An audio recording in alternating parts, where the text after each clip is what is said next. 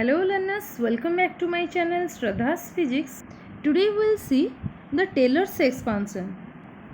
Here the Taylor series expansion of the function will consider the variable to be the real and its generalization is seen to hold for the analytic functions of the complex variable.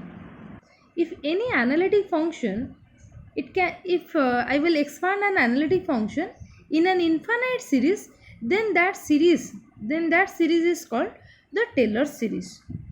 So let us consider f of z be a function. Analytic means the function is defined within and on a circle centered at z equal to z0. It means that at this point z equal to z0 the function is defined and the value of the function at any point z within C is given by the uniformly convergent power series, that is the f of z, this is equal to this function equal to sum over n equal to 0 to infinite an into z minus z0 power n. This z minus z0 whole power n. And here I can write where this n equal to 1 by n factorial into the nth derivative of the function f of z, that is dn by dzn of f of z at some point, that is z equal to z0, or this is equal to 1 by 2 pi I means here the iota into integration over the closed contour c f of z prime into dz prime divided by z prime minus z0 whole power n plus 1. So if you can remember the Cauchy's theorem, so you can get this formula, that is when you are calculating the value of this function, that is you will get 1 by 2 pi I times the integration over the contour f of z prime dz prime divided by z prime minus z0 whole power n plus 1. This is actually the Cauchy's integral formula. Okay. So let us prove this Taylor series expansion. Let us first draw a circle. I will represent this circle in xy plane. Suppose this is my x plane and this one is my y. This is the x axis and this is y axis, and suppose this circle have this z0 is the center, and here if I will consider this z prime point is on the circumference of the circle, suppose C, then this z prime minus z0, this will represent the radius of the circle. Let me write it here. So this will be r equal to the radius r equal to z prime minus z0 modulus, where this z prime you will write, where this z prime is the any point on the circumference of the circle C. So let us consider, let the function f of z, this is analytic, this function is analytic, let function f of z is analytic, f of z is analytic inside and on the circle, inside and on the circle C, inside and on the circle C, on the circle C, suppose on the circle C. So by applying the Cauchy's integral formula, that is we have already discussed this, by applying Cauchy's integral formula, here I am writing CIF, that is Cauchy's integral formula. This f of z, the function, this will be equal to, when the function is analytic within and on the contour, f of z will be equal to 1 by 2 pi I times integration over the contour C, closed contour C, f of z prime into dz prime divided by z prime minus z, where this z is any point inside this circle C. Okay, here you will write z is any point Z is any point inside the circle C. Point inside the circle C. Inside the circle C. Okay. Now for that we can write this Z prime minus Z equal to, here I can write this is equal to, here if I will multiply Z naught term, if I will add Z naught and subtract Z naught, then the term remains same. So let me write Z prime minus Z naught whole into minus this Z term, I will write it here. So this will be minus Z naught, because this minus Z naught, here is the minus, so minus minus becomes plus Z naught. So Z naught get cancelled, the remaining term will be same as that Z prime minus Z. Okay. Now let me take common Z prime minus Z naught. If I will take common Z prime minus Z naught in both the term, then this will be whole into, the first term will be 1 minus, in the second term this will be Z minus Z naught divided by Z prime minus Z naught. Okay. Now if I write the reciprocal of this Z prime minus Z, then this will be equal to 1 by Z prime minus Z, then this is equal to, this term will be 1 by Z prime minus Z naught. Okay. And this term will be 1 minus Z minus Z naught divided by Z prime minus Z naught, this whole power minus 1. I have just taken the reciprocal of the left hand side term and the right hand side term. Now let us see one thing here. When this Z point, here we have considered that this Z point is somehow inside this circle C. So if I write this Z minus Z naught modulus, okay, here I am taking the, suppose the modulus, and this Z prime point is lying on the circle. So if I write Z prime minus Z naught modulus, then which one will be greater? This is so simple. If you will consider this Z prime minus Z naught, this is on the circle. Okay, this is on the circle. Suppose this Z prime point is 3, and since this Z point lies inside the circle, suppose this point is 2. Okay, this Z naught point is at the center, that is suppose 0, then 2 minus 0 is 2, and for this case this will be 3 minus 0, that will be 3.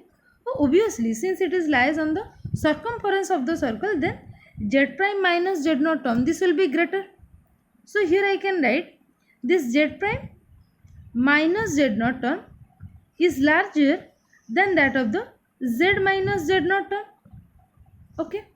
Or let me write it here like Z minus Z naught term, this will be less than Z prime minus Z naught. Okay. This term is larger, that is Z prime minus Z term modulus is larger. Now this can be written as, that implies I can write this Z minus Z naught divided by this Z prime minus Z naught whole modulus, because you know A by B whole modulus equal to A modulus divided by B modulus. So this will be Z minus Z naught, this term will get divided here. So this will be less than, here I can write this will be less than 1. And also we know that 1 divided by 1 minus t, this is equal to sum over n equal to 0 to infinite t power n. This 1 by 1 minus t will be equal to sum over t power n if the condition is that modulus of t will be less than 1. If this modulus of t is less than 1, then 1 by 1 minus t will be equal to sum over t power n. Why we are discussing this? Because in this case here that we have calculated 1 by z minus, this is suppose equation 1, z prime minus z equal to 1 by z prime minus z naught into this term. For this term we are exactly calculating, because if you will compare this term, so let me show you. This term, this bracketed term is quite similar to, that is 1 minus z naught divided by this z prime minus z naught. This is similar to 1 by 1 minus t, because this is power minus n, this power minus 1 is also present here. That's why we, if I will compare this equation with this, And also here we have calculated that the second term, that is the t value, this t value is less than 1, that is modulus of t is less than 1. So our condition satisfied. So for this value, that is 1 minus z naught divided by z prime minus z naught whole power minus 1, I can write. This will be, let me write it here. This will be 1 minus z minus z naught divided by z prime minus z naught whole power minus 1.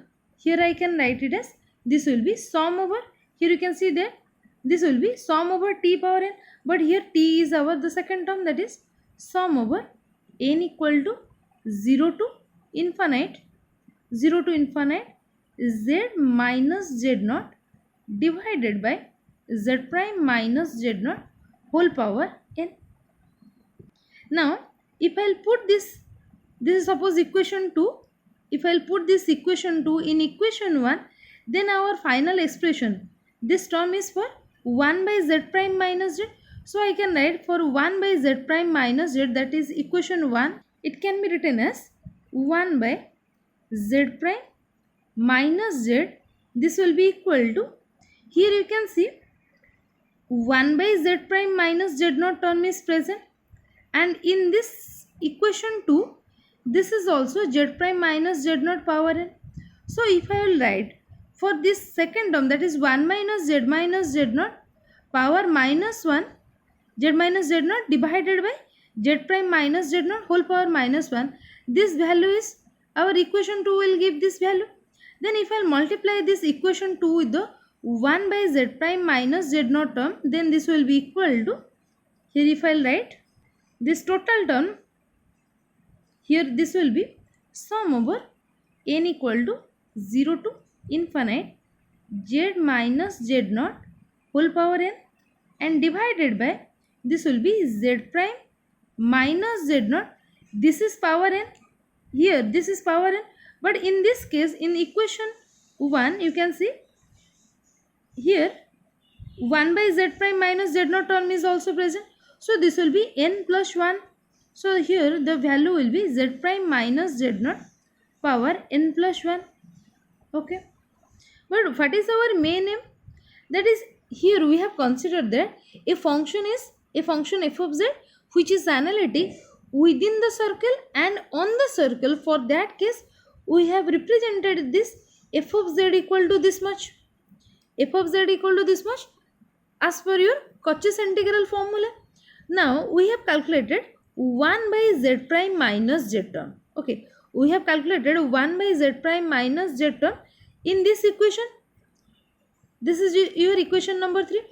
If I will put this equation 3 in this first equation, then this will be f of z will be equal to, this is, you can see 1 by 2 pi I integration over the c f of z prime dz prime divided by z prime minus z. So in place of 1 by z prime minus z, I will write the equation 3, that is this total value.